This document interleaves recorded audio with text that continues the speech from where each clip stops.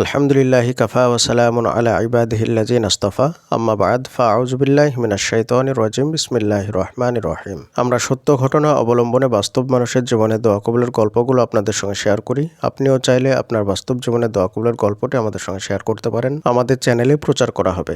দোয়া কবুলের গল্প পাঠানোর জন্য আমাদের ইমেল আইডি ব্যবহার করবেন। আমাদের ইমেল আইডি হলো khalidhasan6695@gmail.com। এটা আমরা ডেসক্রিপশনেও লিখে দিচ্ছি। আজকের এই দোয়া কবুলের গল্পটি আমাদের একজন নিয়মিত ভিউয়ার্স, তিনি আমাদেরকে ইমেলের মাধ্যমে শেয়ার করেছেন, আর সেটা আমি খালিদ হাসান আপনাদেরকে হুবহু পড়ে শোনাবো ইনশাআল্লাহ। প্রথমে তিনি আমাদেরকে সালাম দিয়েছেন, আসসালামু আলাইকুম, আশা করি আল্লাহর রহমতে ভালো আছেন। ওয়ালাইকুম আসসালাম ওয়া রাহমাতুল্লাহ, জি আলহামদুলিল্লাহ আল্লাহর রহমতে ভালো আছি। এরপরে তিনি লিখছেন, আমি আপনার চ্যানেলের একজন নিয়মিত সদস্য। এখন একটু কাজের চাপে কম দেখা হয় আপনাদের ভিডিওগুলো, তাও মাঝে মাঝে দেখি।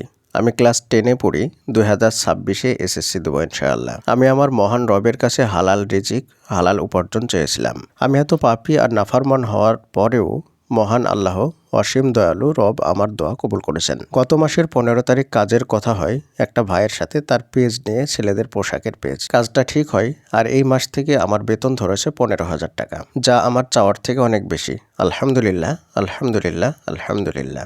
যা চেয়েছিলাম তার থেকে দ্বিগুণ পেয়েছি আলহামদুলিল্লাহ। আমি আবারও বুঝলাম আমার রবের রাগের থেকে রহমত বেশি। আমার রব তো রহমান।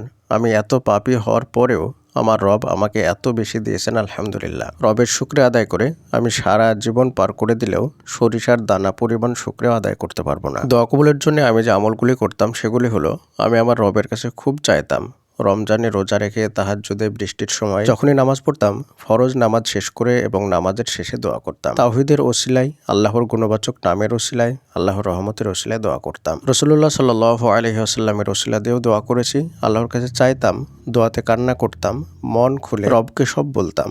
দোয়া শেষে মন খুব হালকা হয়ে যেত, মনে হতো বুক থেকে পাথর নেমে গেছে আলহামদুলিল্লাহ। তাই সবাইকে বলবো, হতাশ হবেন না, আশা হারাবেন না, চাইতে থাকুন। যেই রব নিজেই বলেছে তার কাছে চাইতে, তাহলে আপনি কেন হতাশ হবেন? মুমিন কখনোই হতাশ হয় না। চাইতে থাকুন, রব ঠিক সময়ে উত্তমটা আপনাকে দান করবেন ইনশাআল্লাহ। ভাইয়া, আপনাকে অনেক অনেক ধন্যবাদ। আপনার ভিডিওর মাধ্যমে আমরা অনেক কিছু শিখি, অনেকে নতুন করে অনুপ্রেরণা পাই দোয়া করার।